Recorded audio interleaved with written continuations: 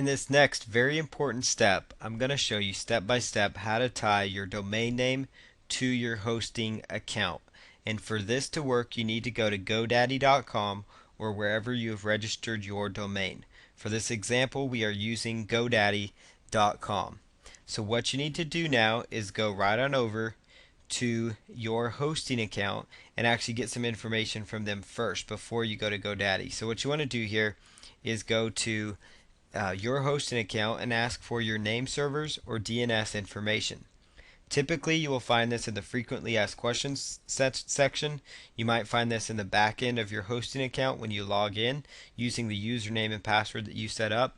And if you can't find it and you have selected HostGator or Bluehost, they have 24-hour support. Other hosting companies might be able to help you out pretty fast as well. So you just need to get in touch with them and find out what it is, what the name servers are. They're always going to look like this. It's going to start with NS, and there's always going to be two of them. They may not all say NS1 and NS2. One might say NS and then have several numbers. Another one might say NS then have several other numbers as well. But you're always going to have two of them. So for this example, I have chosen Bluehost for my hosting account. So these are going to be my name servers because those are true Bluehost name servers. Now these for a HostGator are more than likely are going to be different. And so you need to make sure you know what your name servers are or this step will not work. But this step is vital to getting your website live. So what you need to do now is go right on over to GoDaddy.com, log into your account, go to Domains and select My Domains. My Domains.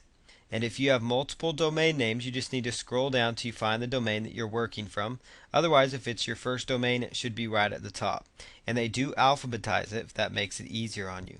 So I'm going to just go to the domain name I want to choose, put the checkbox in there, select Name Servers,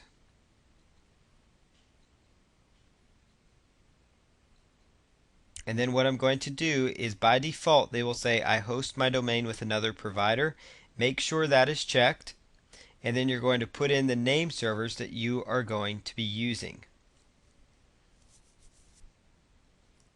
And just type in NS1 or whatever the name server information is. And it doesn't matter if you type it in lowercase or uppercase, it will change it accordingly. Then you choose OK.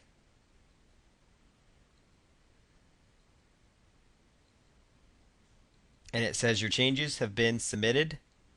So go ahead and select OK. And your name servers are actually all completed now. So what you're going to do next is go right on over to the next section, next step of this process. And that's to go right on over to your hosting company. So you can either go to HostGator or Bluehost, whoever you've set up an account with. And if you're with HostGator, typically it's going to be the domain name you set up /cpanel. If you're with Bluehost, you'll just go to the front end and sign in, which that's the example I'm giving you here. So I'm just going to log in to my Bluehost account here. It'll take just a moment. And both HostGator and Bluehost use what's called cPanel, which makes life much easier on the back end when you're trying to do things. You don't need to know what everything means back here, but for the most part, there's just a few main areas you want to understand, and that's just what we're going to cover here. You want to go to Domains because you now need to tie the domain name to your hosting account. And if you were using HostGator, you may not need to do this step. It depends on how the hosting company does it. But you need to make sure that you get the right name servers with your domain. So I go to Domains, choose Add-on Domains. Domains, and select Add-on Domains. Now you're going to choose the domain that may not be associated with your account yet. Just type in that information.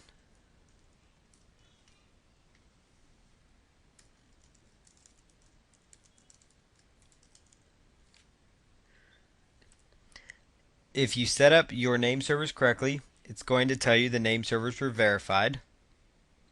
So you're just going to make sure add-on domain is chosen. Scroll down to where it says create new directory. And it's always going to make the main domain a subdomain. And that's okay. So choose add domain.